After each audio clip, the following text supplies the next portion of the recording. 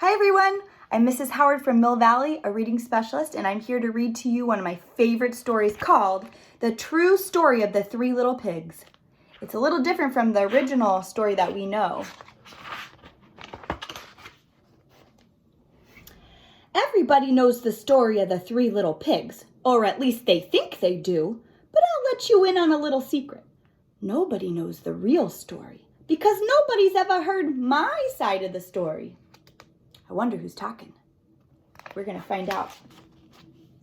I'm the wolf, Alexander T. Wolf. You can call me Al. I don't know how this whole big bad wolf thing got started, but it's all wrong.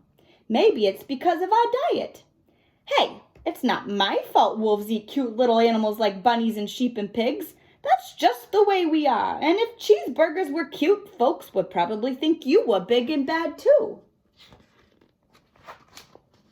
But like I was saying, the whole big bad wolf thing is all wrong. The real story is about a cup of sugar. This is the real story. Way back in Once Upon a Time, I was making a birthday cake for my dear old granny. I had a terrible sneezing cold. I ran out of sugar. So I walked down the street to ask my neighbor for a cup of sugar. Now this neighbor was a pig, and he wasn't too bright either. He had built his whole house out of straw. Can you believe it? I mean, who in his right mind would build a house of straw? So of course, the minute I knocked on the door, it fell right in. I didn't want to just walk into someone else's house, so I called, little pig, are you in?" No answer. I was just about to go home without the cup of sugar from my dear old granny's birthday cake. That's when my nose started to itch. I felt a sneeze coming on. Well, I huffed, and I snuffed, and I sneezed a great sneeze. And you know what? The darn straw house fell down, and right in the middle of the pile of straw was the first little pig, dead as a doornail.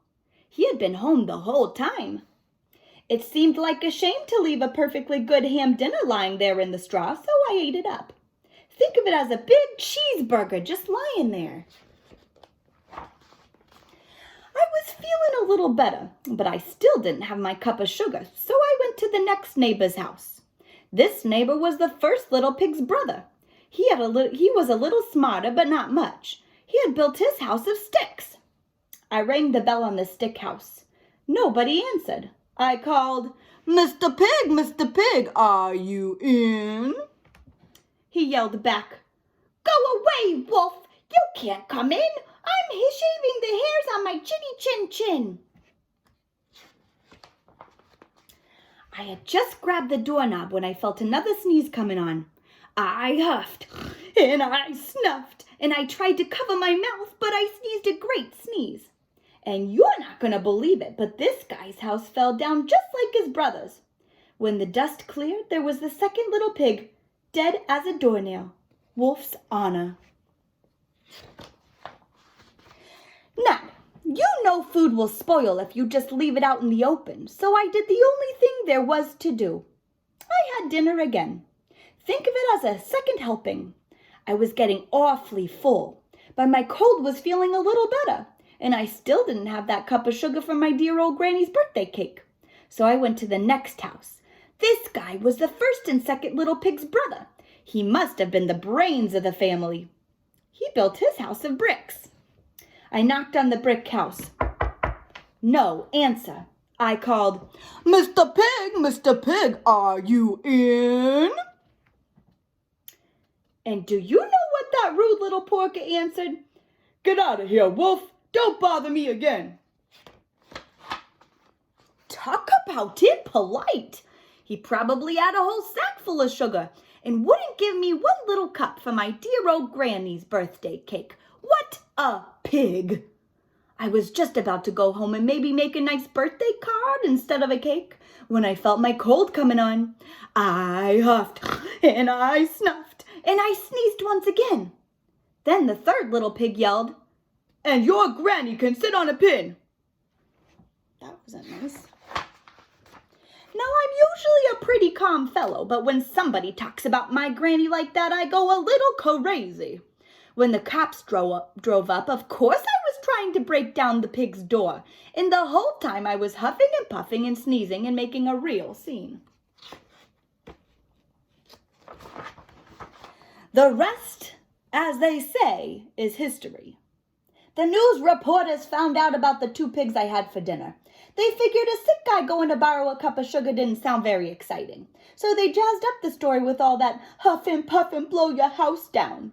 And they made me the big, bad wolf. That's it. That's the real story. I was framed. What does framed mean?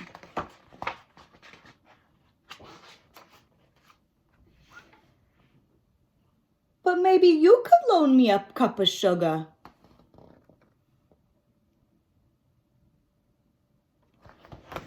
I hope you enjoyed this story. Definitely think about how different it is from the original story that we know about the 3 little pigs. Can you tell me some of the differences? Why don't you think of some and write them down? All right, I'll see you soon. Bye.